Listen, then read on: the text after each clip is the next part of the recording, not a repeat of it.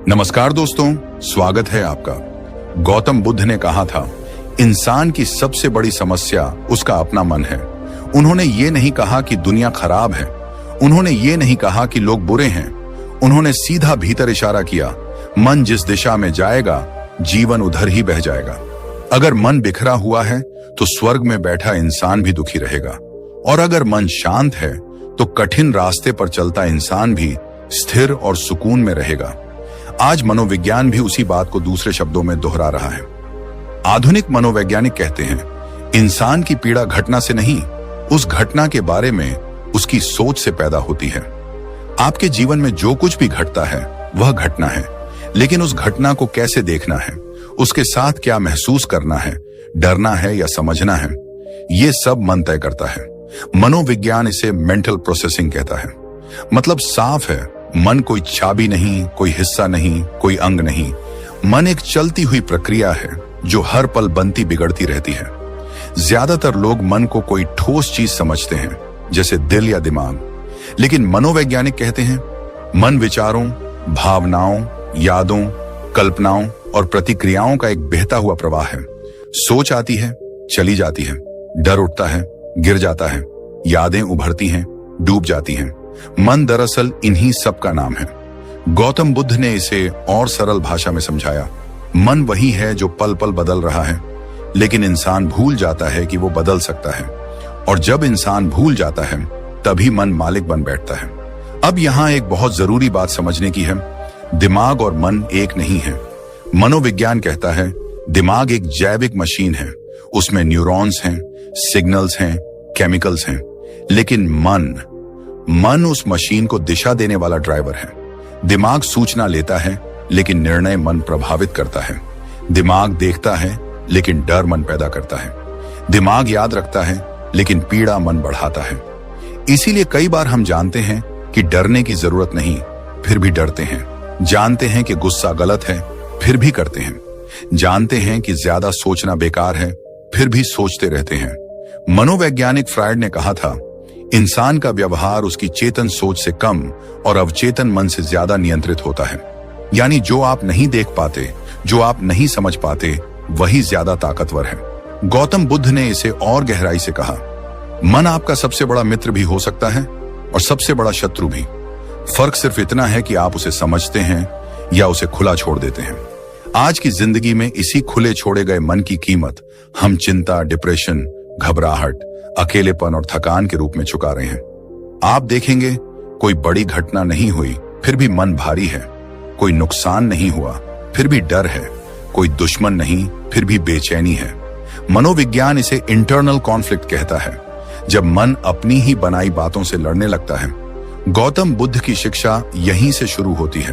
वो कहते हैं, जब तक मन को समझा नहीं जाएगा, तब तक बाहर का कोई समाधान काम नहीं करेगा। आप दुनिया बदल सकते हैं, लेकिन अगर देखने वाली आंख वही पुरानी है तो दुख भी वही पुराना रहेगा। मनोवैज्ञानिक भी कहते हैं, थॉट्स आर नॉट फैक्ट्स। विचार सच्चाई नहीं होते, लेकिन हम उन्हें सच मानकर जीते हैं। यही इंसान चूक करता है। जरा अपने रोजमर्रा के जीवन को देखिए। सुबह उठते ही मन कहता है, आज दिन भारी है। काम पर जाते वक्त मन कहता है, कुछ गड़बड़ होगी। रात को सोते समय मन कहता है, कल का क्या होगा। असल में कुछ नहीं हो रहा होता, लेकिन मन फिल्म चला रहा होता है। और जब इंसान हर दिन उसी फिल्म को देखता है तो उसे लगता है यही जीवन है। गौतम बुद्ध ने कहा था, मन को देखना सीखो, उसे लड़ना नहीं। मनोविज्ञान भी यही कहता है, जब आप विचार को दबाते हैं वो और जोर से लौटता है, लेकिन जब आप उसे समझकर देखते हैं वो धीरे धीरे कमजोर होता जाता है। यही शुरुआत है, यही पहला दरवाजा है। इस वीडियो की यह शुरुआत सिर्फ जानकारी देने के लिए नहीं है, बल्कि एक आईना पकड़ने के लिए है, ताकि आप खुद को देख सकें, पहचान सकें और समझ सकें कि लड़ाई बाहर नहीं है। और यहीं से वह मोड़ आता है जहां इंसान को पहली बार एहसास होता है कि जिसकी मदद से वह दुनिया जीतना चाहता था, वही मन अब उसे भीतर से हराने लगा है। शुरुआत में मन बस एक सहायक होता है। बचपन में वही मन सिखाता है कि आग से दूर रहना है, खतरे को पहचानना है, आगे की योजना बनानी है। लेकिन धीरे धीरे, बहुत चुपचाप, बिना शोर किए, मन अपनी भूमिका बदल लेता है। वह सलाहकार से आदेश देने वाला बन जाता है। फिर ऐसा समय आता है कि इंसान कुछ करना चाहता है, लेकिन मन कुछ और ही करवाता है। यही वह पल है जब मन गुलाम नहीं रहता, मालिक बन जाता है। मनोविज्ञान कहता है कि मन का यह बदलाव अचानक नहीं होता, यह रोज रोज की छोटी आदतों से बनता है। हर बार जब हम किसी डर को बिना जांचे सच मान लेते हैं, हर बार जब हम किसी नकारात्मक सोच से लड़ने के बजाय उसे मान लेते हैं, हर बार जब हम भविष्य की कल्पनाओं में खो जाते हैं, हम अनजाने में मन को ताकत दे देते हैं। धीरे धीरे मन सीख जाता है कि वही निर्णय ले सकता है, वही प्रतिक्रिया तय कर सकता है। फिर वह हमें बताने लगता है कि क्या सोचना है, क्या महसूस करना है, किससे डरना है, किससे नाराज होना है। यही से ज्यादा सोच की शुरुआत होती है। मनोवैज्ञानिक इसे ओवर थिंकिंग लूप कहते हैं। एक ख्याल आता है, उससे डर पैदा होता है, डर से चिंता निकलती है और चिंता उसी ख्याल को और मजबूत बना देती है। इंसान सोचता है कि वह समस्या सुलझा रहा है, लेकिन असल में वह उसी समस्या को बार बार जगा रहा होता है। गुस्सा भी यहीं से आता है। कोई घटना छोटी सी होती है, लेकिन मन उसे अपनी कल्पना से बड़ा बना देता है, यादों को बढ़ाकर दिखाता है, शब्दों को चुभने वाला बना देता है, और फिर शरीर वही महसूस करता है जो हुआ ही नहीं। रात को नींद न आना इसी मन की सबसे साफ निशानी है। शरीर थका होता है, बिस्तर आरामदेह होता है, माहौल शांत होता है, लेकिन जैसे ही आंखें बंद होती हैं, मन जाग जाता है। वही पुरानी बातें, वही अधूरे संवाद, वही डर कि कल क्या होगा। मनोविज्ञान कहता है कि नींद ना आना शरीर की नहीं, विचारों की समस्या है। शरीर सोना चाहता है, लेकिन मन नियंत्रण छोड़ने से डरता है। उसे लगता है कि अगर उसने सोने दिया तो कुछ छूट जाएगा। यही डर उसे रात भर सक्रिय रखता है। गौतम बुद्ध ने बहुत सरल शब्दों में कहा था कि मन अपनी ही बनाई कल्पनाओं से डरता है। वह वास्तविकता से कम और कल्पना से ज्यादा पीड़ा देता है। जब मन मालिक बन जाता है, तब वह वर्तमान में जीने नहीं देता। वह या तो बीते हुए कल में पछतावा करवाता है या आने वाले कल में डर पैदा करता है। वर्तमान जहां जीवन सच में घट रहा होता है, वहां मन शायद ही कभी ठहरता है। यहीं से दुख की जड़ को समझना जरूरी हो जाता है। ज्यादातर लोग मानते हैं कि दुख बाहर से आता है, हालात से, लोगों से, पैसों से, परिस्थितियों से, लेकिन मनोविज्ञान कुछ और ही कहता है। वैज्ञानिकों ने कई प्रयोगों के बाद पाया कि एक ही स्थिति में दो लोग बिल्कुल अलग स्तर का दुख महसूस कर सकते हैं। एक ही नौकरी छूटती है, एक व्यक्ति टूट जाता है, दूसरा नए रास्ते खोज लेता है। फर्क हालात में नहीं, देखने के तरीके में होता है। मन हर चीज को एक चश्मे से देखता है। अगर वह चश्मा डर का है तो हर स्थिति खतरनाक लगेगी। अगर वह चश्मा तुलना का है तो हर खुशी अधूरी लगेगी। अगर वह चश्मा गुस्से का है तो हर बात अपमान लगेगी। समस्या दुनिया नहीं, वह चश्मा है जिसे मन ने पहना रखा है। मनोवैज्ञानिक इसे कॉग्निटिव फिल्टर कहते हैं। यही फिल्टर तय करता है कि कौन सी बात कितनी बड़ी लगेगी, कौन सा शब्द कितना चुभेगा। गौतम बुद्ध का पूरा दर्शन इसी बिंदु के आसपास घूमता है। उन्होंने कहा कि दुख का कारण चीजें नहीं होती, बल्कि उनसे जुड़ाव होता है। जब मन किसी चीज को अपने सुख या पहचान से जोड़ लेता है, तब उसके खोने का डर शुरू हो जाता है, और वही डर धीरे धीरे दुख बन जाता है। उन्होंने यह भी कहा कि दुख बाहर से नहीं आता, उसे भीतर तैयार किया जाता है। मन पहले उम्मीद बनाता है, फिर तुलना करता है, फिर शिकायत करता है, और अंत में खुद को पीड़ित घोषित कर देता है। आधुनिक मनोविज्ञान भी इसी निष्कर्ष पर पहुंचा है। वैज्ञानिक डैनियल काहनेमैन ने बताया कि हमारा मन घटनाओं पर नहीं, उनकी व्याख्या पर प्रतिक्रिया करता है। घटना एक होती है, लेकिन मन उसकी कहानी बना देता है। वही कहानी दुख की तीव्रता तय करती है। अगर कहानी कठोर है तो दुख गहरा होगा। अगर कहानी समझदार है तो वही स्थिति सीख बन सकती है। गौतम बुद्ध ने मन को दोस्त और दुश्मन दोनों इसलिए कहा क्योंकि मन जैसा प्रशिक्षित होता है, वैसा ही व्यवहार करता है। अगर मन को हर नकारात्मक विचार पर दौड़ने दिया जाए तो वह दुश्मन बन जाता है, लेकिन अगर उसे देखना, समझना और शांत रहना सिखाया जाए तो वही मन सबसे बड़ा सहारा बन जाता है। उन्होंने कहा कि जीत बाहर की नहीं होती, असली जीत भीतर की होती है। जिसने मन को समझ लिया, उसने जीवन को समझ लिया। मनोवैज्ञानिक कार्ल युंग ने भी कुछ ऐसा ही कहा था कि जब तक इंसान अपने अंदर छुपी बातों को नहीं देखता, तब तक वही बातें उसकी जिंदगी चलाती रहती हैं। मन तभी खतरनाक बनता है जब वह अचेतन रहता है। जैसे ही जागरूकता आती है, मन की पकड़ ढीली पड़ने लगती है। यही कारण है कि गौतम बुद्ध बार बार जागरूक रहने की बात करते हैं। जागरूकता मतलब मन के हर खेल को पहचानना। जब मन साथ देता है तो वही परिस्थितियां शांत लगने लगती हैं, वही भीड़ बोझ नहीं लगती, वही काम थकाने वाला नहीं रहता, वही जीवन सरल दिखने लगता है। लेकिन जब मन भटकता है तो सुख भी बोझ बन जाता है। मन अगर असंतुष्ट है तो आराम भी खलने लगता है। यही वजह है कि बुद्ध ने कहा, मन ही जीवन की दिशा तय करता है। जीवन जैसा है उससे ज्यादा महत्वपूर्ण यह है कि मन उसे कैसे देख रहा है। अब इस मोड़ पर आकर एक सच्चाई साफ दिखने लगती है। समस्या यह नहीं कि मन है, समस्या यह है कि हम उसे बिना समझे चलने देते हैं। मन को दोष देने से कुछ नहीं बदलता, उसे समझना ही पहला कदम है। और यही समझ धीरे धीरे उस मालिक को फिर से सहायक बना देती है। और जब मन को समझने की यह पहली परत खुलती है, तब इंसान एक और गहरी सच्चाई से टकराता है। यह सच्चाई बहुत साधारण दिखती है, लेकिन जीवन का सबसे बड़ा भार यहीं से पैदा होता है। यह भार है इच्छा और उम्मीद का। मन जब तक सिर्फ जरूरत तक सीमित रहता है, तब तक जीवन हल्का रहता है। लेकिन जैसे ही मन जरूरत से आगे बढ़कर और चाहिए की भाषा बोलने लगता है, वहीं से अशांति जन्म लेती है। गौतम बुद्ध ने साफ कहा था कि इच्छा अपने आप में बुरी नहीं है, लेकिन इच्छा का अंत न होना ही दुख का कारण बनता है। मन की समस्या यह नहीं कि वह कुछ चाहता है, समस्या यह है कि वह कभी संतुष्ट नहीं होता। आज जो मिला है वह कल पुराना लगने लगता है, जो सपना पूरा हुआ है वह तुरंत छोटा लगने लगता है। मन हर उपलब्धि को सीढ़ी बना लेता है, मंजिल नहीं। इसी वजह से चैन कभी स्थायी नहीं बन पाता। मनोविज्ञान इस प्रक्रिया को हीडनिक एडेप्टेशन कहता है। वैज्ञानिक कहते हैं कि इंसान किसी भी सुखद स्थिति का आदी हो जाता है। एक नई चीज, एक नई सफलता, एक नया रिश्ता शुरुआत में खुशी देता है, लेकिन थोड़े समय बाद वही चीज सामान्य लगने लगती है। फिर मन उसी पुराने उत्साह को पाने के लिए कुछ और मांगने लगता है। इस तरह मन एक अंतहीन दौड़ शुरू कर देता है। दौड़ में इंसान थकता जाता है, लेकिन मंजिल कभी पास नहीं आती। इसी से उम्मीद पैदा होती है, और उम्मीद के साथ दुख भी। जितनी बड़ी उम्मीद उतनी गहरी निराशा। बुद्ध ने कहा था कि दुख का बीज अपेक्षा में छुपा होता है। जब मन तय कर लेता है कि ऐसा ही होना चाहिए, तब जीवन थोड़ा सा अलग होते ही चोट लगने लगती है। लोग अक्सर कहते हैं कि सामने वाले ने दुख दिया, हालात ने दुख दिया, जीवन ने दुख दिया, लेकिन मन ही वह जगह है जहां यह दुख आकार लेता है। मनोवैज्ञानिक बताते हैं कि उम्मीद मन को भविष्य में बांध देती है। मन वर्तमान को देखने के बजाय लगातार कल्पना करता है कि आगे क्या मिलेगा, क्या नहीं मिलेगा। और जब मन भविष्य में जीने लगता है, तब वर्तमान सूना लगने लगता है। इसलिए जो है उसमें चैन नहीं मिलता। घर है, नौकरी है, रिश्ते हैं, लेकिन मन कहता है कुछ कमी है। यह कमी असल में बाहर नहीं, भीतर की असंतुष्टि है। गौतम बुद्ध ने इसे बहुत सरल रूप में समझाया। उन्होंने कहा कि मन को मिला हुआ तभी भारी लगता है जब वह उससे कुछ और चाहता है।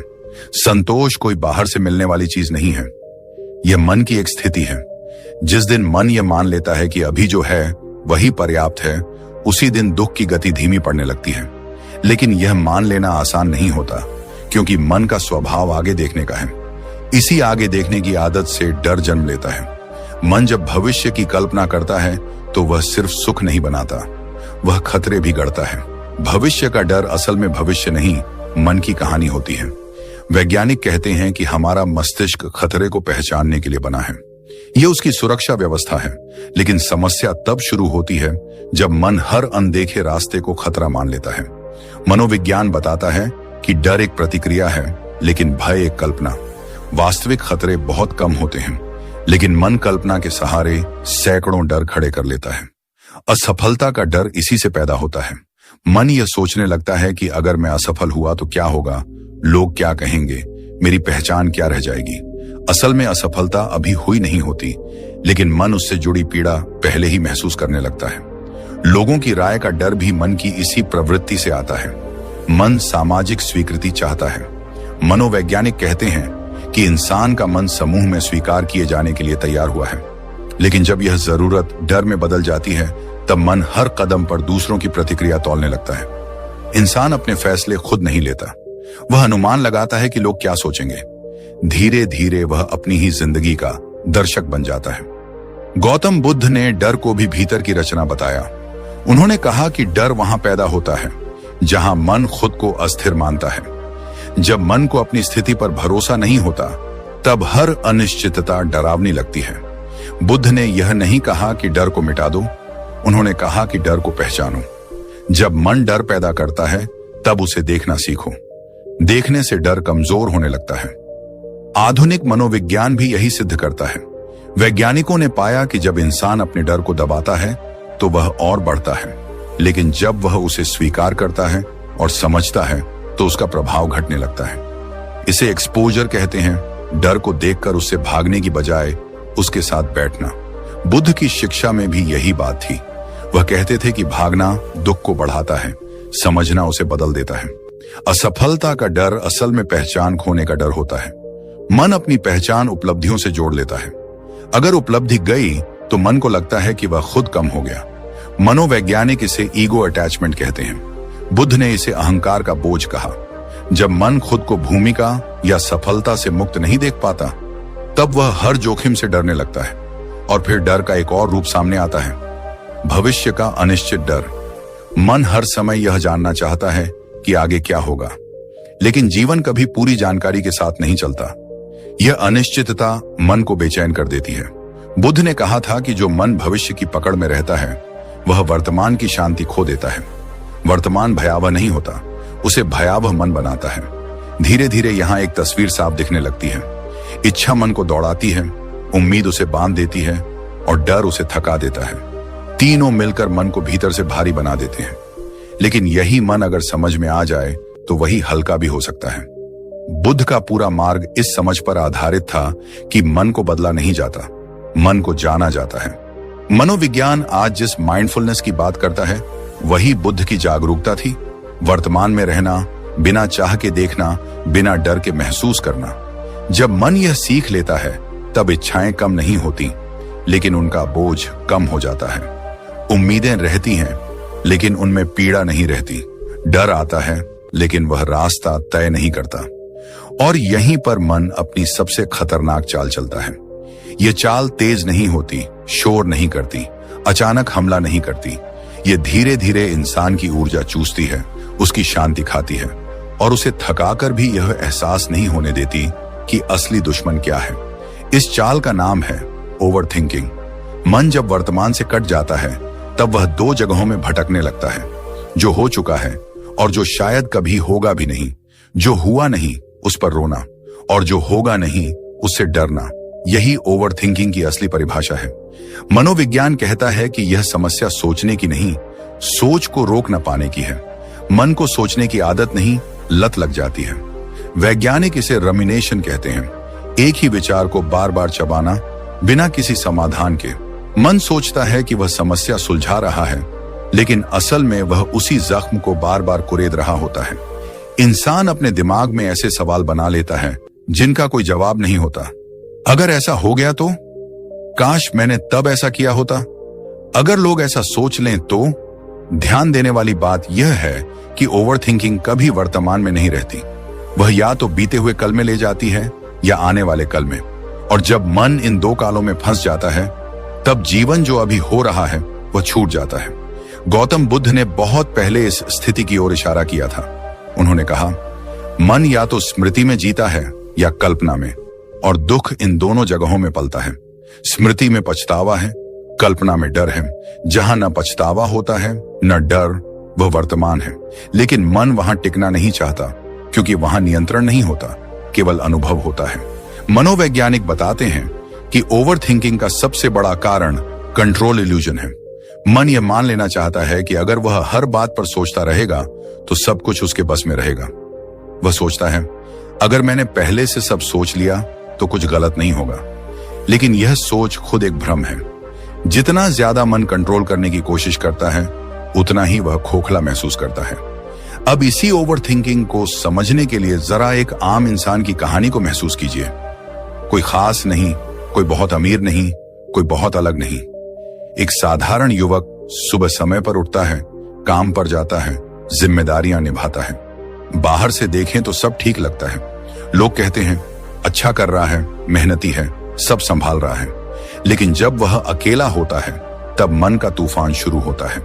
बिस्तर पर लेटते ही दिन की छोटी छोटी बातें भारी हो जाती हैं। किसी का एक वाक्य, किसी का एक इशारा, किसी की एक चुप्पी। मन उन्हें जोड़ता है, तोड़ता है, अर्थ निकालता है और फिर खुद ही डर जाता है। वह सोचता है, मैं ठीक कर रहा हूं ना? अगर मैं असफल हुआ तो? अगर लोग निराश हो गए तो? असल में उसके जीवन में उस पल कुछ भी गलत नहीं हो रहा होता, लेकिन मन भविष्य में जाकर हार के दृश्य रच चुका होता है। मनोविज्ञान कहता है, मन इमेजिन पेन और रियल पेन में फर्क नहीं करता। जो डर कल्पना में पैदा होता है, शरीर उसी तरह प्रतिक्रिया देता है जैसे वह सच में हो रहा हो। इसीलिए हार्ट तेज धड़कता है, नींद उड़ जाती है और थकान बढ़ती जाती है। गौतम बुद्ध ने कहा था, इंसान अपने ही विचारों से इतना डर जाता है कि सच को देखने की क्षमता खो देता है। उन्होंने यह भी कहा, जो मन स्थिर नहीं है वह किसी भी सुख को पकड़ नहीं सकता।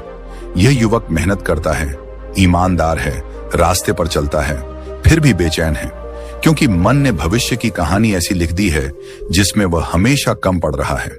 यह कहानी किसी और ने नहीं लिखी, यह मन की अपनी फिल्म है। मनोवैज्ञानिक अल्बर्ट एलिस ने कहा था, हम घटनाओं से नहीं, अपने विश्वासों से परेशान होते हैं। घटना साधारण होती है, लेकिन मन उस पर लेबल चिपका देता है। यह खतरनाक है, यह अपमान है, यह अंत है, और यही ओवरथिंकिंग जन्म लेती है। एक विचार आता है, मन उसे पकड़ता है, फिर दूसरा जोड़ता है, फिर तीसरा। कुछ देर बाद एक छोटा सा विचार पहाड़ बन जाता है। गौतम बुद्ध ने इस प्रक्रिया को बहुत शांत तरीके से तोड़ा। उन्होंने कहा, विचार को आते देखो, जाते देखो, लेकिन उसके साथ मत बहो। जब तुम बहते हो तो डूबते हो, जब देखते हो तो बचते हो। मनोविज्ञान भी कहता है कि विचार रोकना संभव नहीं है, लेकिन उनसे जुड़ना विकल्प है। Thoughts are visitors, not residents. मन में जो आता है वह तुम्हारी पहचान नहीं है, लेकिन जब इंसान इस बात को भूल जाता है तब ओवर थिंकिंग उसकी आदत बन जाती है। वह युवक हर दिन यही करता है। वह सोचता है कि कल से कम सोचूंगा, शांत रहूंगा, लेकिन जैसे ही कोई नया ख्याल आता है वह फिर उसी जाल में फंस जाता है। यह इसीलिए नहीं कि वह कमजोर है, यह इसीलिए है क्योंकि किसी ने उसे मन का व्यवहार सिखाया ही नहीं। गौतम बुद्ध ने यही खाली जगह भरी थी। उन्होंने कहा, मन को दोष मत दो, उसे जानो। मन को हटाओ मत, समझो। जो मन देखा जाता है वह धीरे धीरे शांत होता है। ओवर थिंकिंग मन की सबसे खतरनाक आदत इसलिए है क्योंकि वह खुद को समझदारी दिखाती है। मन कहता है, मैं सोच रहा हूं क्योंकि मुझे परवाह है, लेकिन असल में वह डर से सोच रहा होता है, सुरक्षा के भ्रम से सोच रहा होता है। और जब यह आदत वर्षों तक चलती रहती है तब इंसान थक तो जाता है, लेकिन रुकना नहीं सीखता। वह बाहर से सामान्य दिखता है, अंदर से बिखरा हुआ। यही वह स्थिति है जहां जीवन भारी लगने लगता है, बिना किसी स्पष्ट कारण के। इस मोड़ पर आकर एक बात साफ होने लगती है, समस्या सोच नहीं है, समस्या यह है कि मन को कहीं ठहरना नहीं आता। और अब सवाल यही बनता है कि क्या मन कभी रुक सकता है? क्या इन विचारों के बीच भी शांति संभव है? और जब इंसान यह समझने लगता है कि मन उसे अकेले ही नहीं बल्कि उसके रिश्तों में भी थका रहा है, तब असली पीड़ा सामने आती है। क्योंकि मन जब भटकता है तो उसका असर सिर्फ एक व्यक्ति तक सीमित नहीं रहता। वह धीरे धीरे हर उस रिश्ते में जहर घोल देता है जहां कभी भरोसा, अपनापन और सुकून हुआ करता था। रिश्ते टूटते नहीं हैं, उन्हें मन तोड़ देता है, बिना आवाज किए, बिना चेतावनी दिए। मन की सबसे आम चाल रिश्तों में शक के रूप में सामने आती है। कोई सामने वाला कुछ कहता है, लेकिन मन उसके शब्दों से ज्यादा उसका मतलब गढ़ने लगता है। मन बीच में अपनी कहानी जोड़ देता है। उसने ऐसा क्यों कहा? उसने ऐसे देखा क्यों? वह बदल गया है क्या? ये सवाल असल में रिश्तों को बचाने के लिए नहीं पैदा होते, बल्कि मन की असुरक्षा से जन्म लेते हैं। मनोविज्ञान कहता है कि शक असल में भय का रूप है। यह डर कि कहीं मैं कम न पड़ जाऊं, कहीं मैं खो न जाऊं। और जब यह डर रिश्ते में घुसता है तो हर छोटी बात संदिग्ध लगने लगती है। गुस्सा भी इसी मन का दूसरा रूप है। अक्सर लोगों को लगता है कि गुस्सा सामने वाले की वजह से आता है, लेकिन मनोवैज्ञानिक कहते हैं गुस्सा असफल अपेक्षाओं की आवाज है।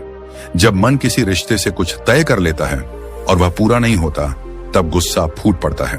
व्यक्ति सामने वाले से कम और अपने ही बनाए नियमों से ज्यादा नाराज होता है। गौतम बुद्ध ने कहा था कि गुस्सा आग जैसा है, यह सबसे पहले उसे ही जलाता है जो उसे पकड़ कर रखता है। अपेक्षाएं रिश्तों को जोड़ने के बजाय बांधने लगती हैं। मन यह मानने लगता है कि अगर सामने वाला मुझे समझता है तो उसे बिना बोले सब समझ जाना चाहिए। और यहीं से एक बेहद खतरनाक आदत जन्म लेती है, बिना बोले दुखी होना। मन चुप रहता है लेकिन भीतर शिकायतें जमा करता जाता है। बाहर मुस्कान होती है, अंदर बोझ। मन सोचता है अगर वह मुझसे प्यार करता है तो उसे खुद समझ आ जाना चाहिए, लेकिन यह सोच रिश्ते को संवाद से दूर ले जाती है। मनोविज्ञान इसे साइलेंट रिजेंटमेंट कहता है। यह वह स्थिति है जहां इंसान अपनी भावनाएं बताने के बजाय उम्मीद करता है कि सामने वाला उन्हें पढ़ ले। लेकिन जब ऐसा नहीं होता तो मन कहता है तुम समझते ही नहीं। धीरे धीरे दूरी बढ़ती जाती है और रिश्ते में ठंडापन आ जाता है। गौतम बुद्ध ने कहा था कि मन जब अव्यक्त रह जाता है तब दुख गहरा हो जाता है। जो कहा नहीं गया वही सबसे ज्यादा भारी होता है। यहां एक सच्चाई साफ दिखती है। रिश्ते असल में मन की प्रयोगशाला होते हैं। अगर मन शांत है तो रिश्ते सरल लगते हैं, और अगर मन अस्थिर है तो वही रिश्ते बोझ बन जाते हैं। मनोवैज्ञानिक बताते हैं कि इंसान अपने भीतर की अवस्था को दूसरों पर प्रोजेक्ट करता है। जो भीतर चल रहा है वही बाहर दिखने लगता है। इसलिए कई बार रिश्ते वही रहते हैं, लेकिन महसूस करने का तरीका बदल जाता है। गौतम बुद्ध ने मन की इसी चाल को पहचानने का रास्ता दिखाया, जागृति। उन्होंने कहा कि मन को दबाने से नहीं, देखने से बदला जाता है। मन को आदेश देने से वह और विद्रोही बनता है, लेकिन जब उसे बिना जज किए देखा जाता है तब उसकी पकड़ ढीली पड़ने लगती है। मनोविज्ञान भी यही कहता है, जब हम विचारों से लड़ते हैं तो वे मजबूत होते हैं, और जब हम उन्हें देखने लगते हैं तो वे कमजोर पड़ने लगते हैं। यही मन को काबू में करने का पहला वास्तविक कदम है, जागरूक होना।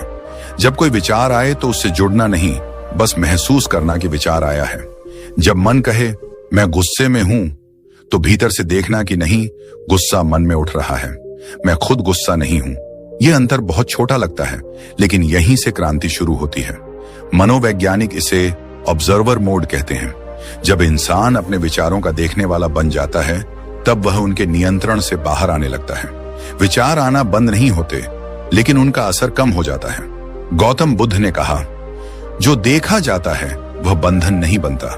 बंधन तब बनता है जब हम बिना देखे बह जाते हैं, लेकिन मन स्वभाव से भटकेगा, ये उसकी गलती नहीं है। मन को भटकने से रोकने का प्रयास उसे और परेशान करता है। इसलिए बुद्ध ने एक और सहारा दिया, सांस और वर्तमान। सांस वह पुल है जो मन को अभी से जोड़ता है। जब मन बीते कल में या आने वाले कल में खो जाता है तब सांस हमेशा वर्तमान में होती है।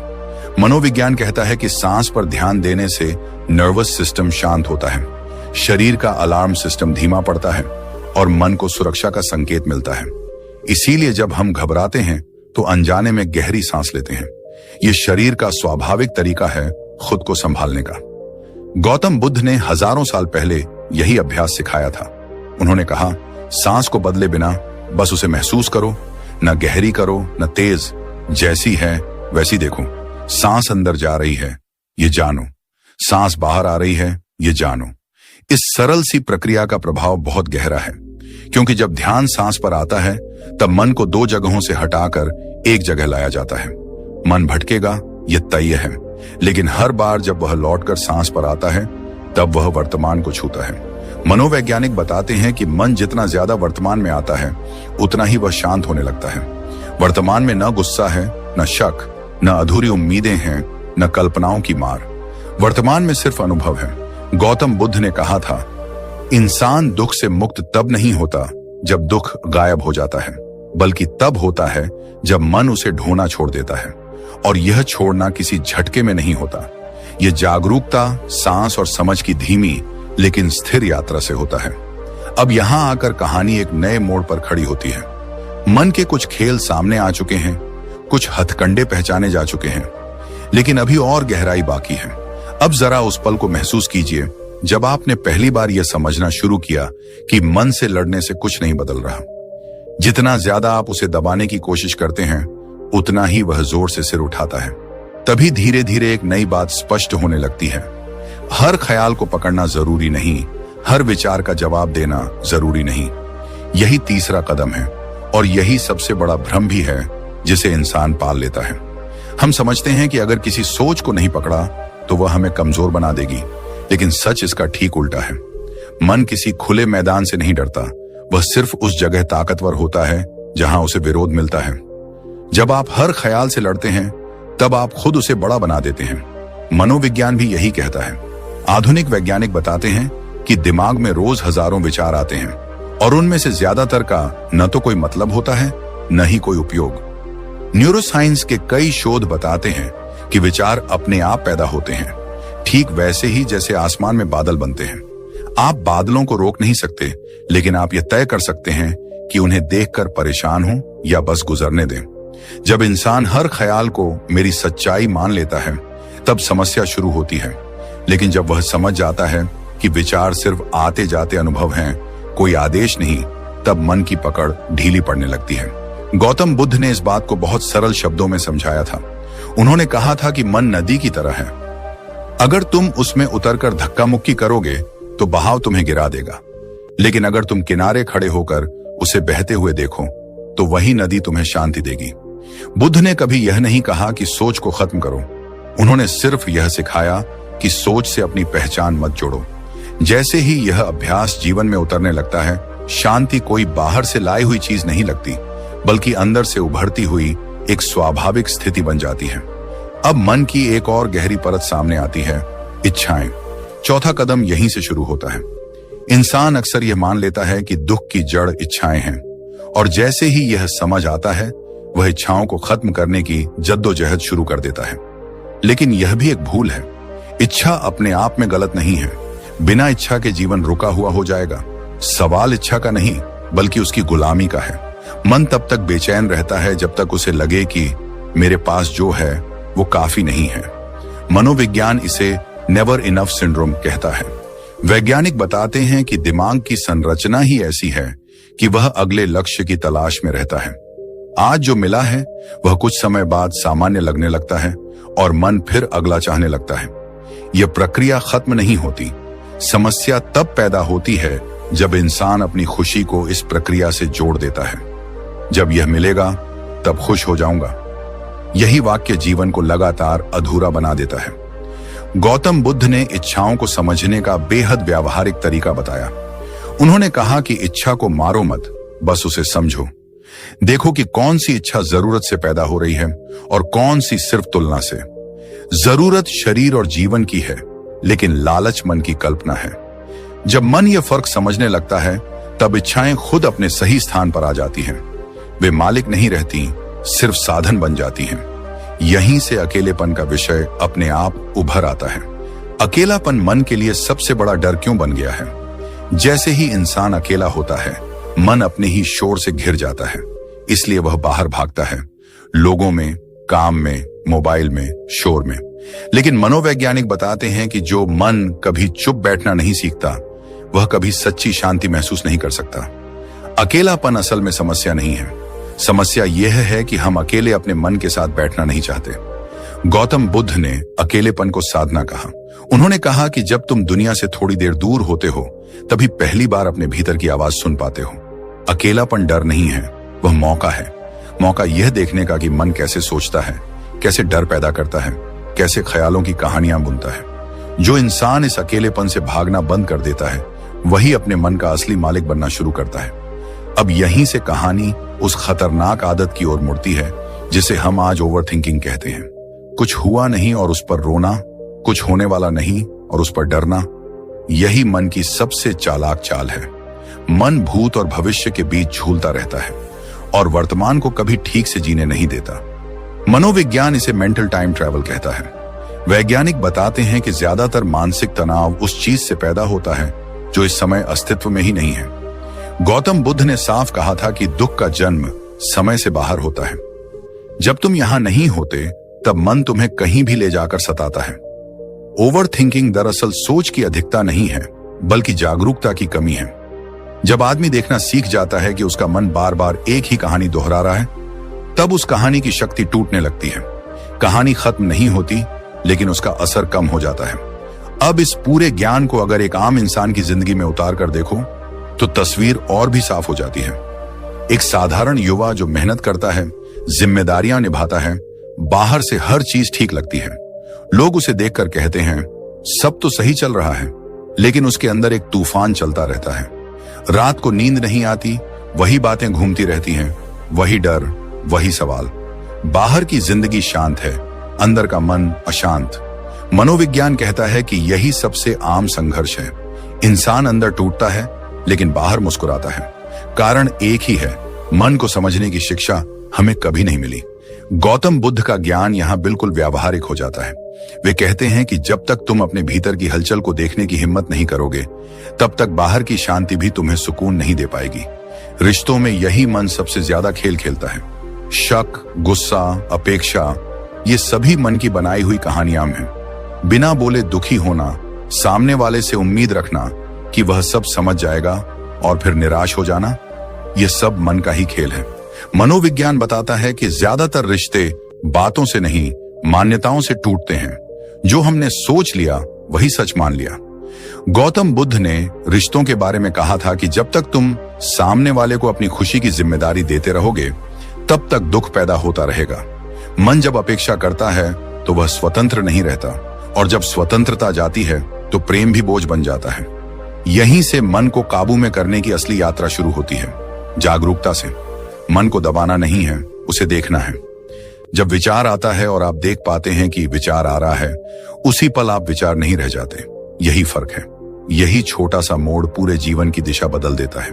सांस और वर्तमान इसी प्रक्रिया को गहराई देते हैं। मन का भटकना उसकी आदत है, उसे रोकने की कोशिश व्यर्थ है। लेकिन सांस एक ऐसी डोर है जो आपको अभी में वापस खींच लाती है। जब सांस पर ध्यान टिकता है, तब मन को आराम से वर्तमान का स्वाद मिलता है। मनोविज्ञान भी मानता है कि सांस पर आधारित ध्यान दिमाग के उस हिस्से को शांत करता है जहां डर और तनाव पैदा होता है। और फिर धीरे धीरे जब ख्यालों को पकड़ना छूटता है, इच्छाओं की गुलामी कम होती है, अकेलापन दोस्त बन जाता है और रिश्ता खुद से जुड़ जाता है, तब इंसान पहली बार समझता है कि मन उसका मालिक नहीं था। वह बस उसका सेवक था जिसे हमने गलत हाथों में सौंप दिया था। यही समझ जीवन को बदलती है।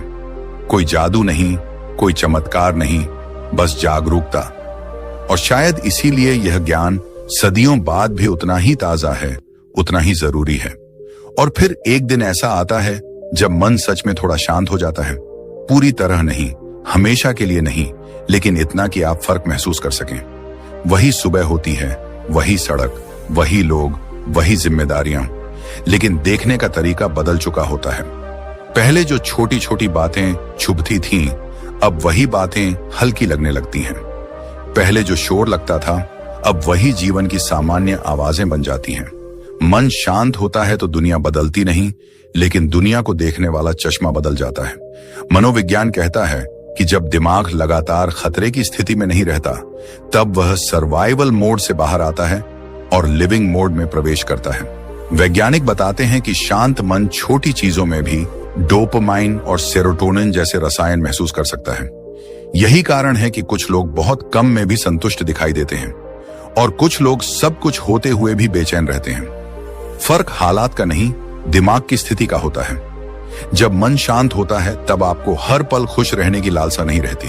कभी उदासी होती है, कभी थकान होती है, लेकिन उनमें डूबने की मजबूरी नहीं रहती। आप दुख को भी आते जाते देख पाते हैं।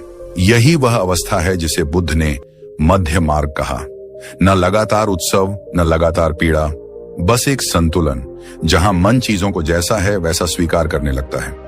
गौतम बुद्ध ने कहा था कि शांति कोई खास अनुभव नहीं है, वह तो तब दिखाई देती है जब शोर हट जाता है। जैसे झील का पानी गंदला नहीं होता, बस लहरों से भरा होता है। लहरें थमी तो पानी साफ दिखने लगता है। मन भी ऐसा ही है। जब विचारों की भागदौड़ थोड़ी धीमी पड़ती है, तब भीतर की स्थिरता खुद ब खुद प्रकट हो जाती है। और अब यहीं पर मैं तुमसे सीधी बात करना चाहता हूं। मैं जानता हूं तुम थक चुके हो, बाहर से नहीं, अंदर से। तुमने बहुत कोशिश की है खुद को संभालने की, मुस्कुराने की जब मन नहीं था, मजबूत दिखने की जब भीतर बहुत कुछ टूटा हुआ था। शायद तुमने भी खुद से यह सवाल पूछा होगा, मेरे साथ ही ऐसा क्यों होता है? लेकिन सच ये है कि तुम खराब नहीं हो, तुम कमजोर नहीं हो, तुम्हारा मन बस बिखरा हुआ है। मनोविज्ञान साफ कहता है कि बिखरा हुआ मन इंसान को उसकी कल्पना से भी ज्यादा थका देता है। दिमाग जब लगातार अतीत और भविष्य के बीच झूलता रहता है, तो वर्तमान का बोझ दोगुना हो जाता है। तुम आलसी नहीं हो, तुम भाग नहीं रहे, तुम सिर्फ मानसिक रूप से थके हुए हो। और इस थकान का इलाज और मेहनत नहीं, बल्कि समझ है। गौतम बुद्ध ने ऐसे ही लोगों के लिए कहा था कि मनुष्य का दुख उसके चरित्र से नहीं, उसकी अनजानी आदतों से पैदा होता है। जब तक इंसान यह नहीं समझता कि उसका मन कैसे डर पैदा करता है, कैसे उम्मीदें बुनता है, कैसे रुक रुक कर उसे नीचा दिखाता है, तब तक वह खुद को ही दोष देता रहता है। लेकिन जैसे ही समझ आती है, अपराध बोध धीरे धीरे पिघलने लगता है। तुम अकेले नहीं हो। अगर तुम्हें लगता है कि तुम बहुत ज्यादा सोचते हो, बहुत ज्यादा महसूस करते हो, तो इसका मतलब यह नहीं कि तुम गलत हो। इसका मतलब बस इतना है कि तुम जागरूक होने की शुरुआत पर हो। फर्क सिर्फ इतना है कि अभी तक तुम्हें दिशा नहीं मिली थी, और अब हम उस जगह पहुंचते हैं जहां यह पूरी यात्रा एक बिंदु पर सिमट जाती है, क्लाइमेक्स। मन को जीतने का असली रहस्य क्या है? मनोविज्ञान कहता है, mind can not be forced into silence, it can only be understood into silence.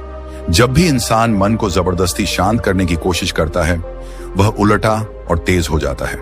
वैज्ञानिक प्रयोग बताते हैं कि जो लोग विचारों को दबाते हैं, उनमें वही विचार ज्यादा तीव्रता से लौटते हैं। लेकिन जो लोग विचारों को पहचानना सीखते हैं, उनके दिमाग में विचारों की पकड़ ढीली पड़ने लगती है। गौतम बुद्ध ने इसी सत्य को बेहद सरल शब्दों में रखा। उन्होंने कहा कि मन को मारने की कोशिश मत करो, क्योंकि जो चीज मारी जाती है वह कभी साथी नहीं बनती। मन को समझो। समझ आते ही वह शांत हो जाता है। जैसे ही प्रकाश आता है, अंधेरा कुछ करने का विकल्प नहीं खोजता, वह अपने आप चला जाता है। जब तुम यह समझ जाते हो कि हर ख्याल सच नहीं है, हर भावना आदेश नहीं है, हर डर भविष्यवाणी नहीं है, उसी पल मन का जादू टूटने लगता है। मन तब भी बात करेगा, लेकिन वह प्रभु नहीं रहेगा।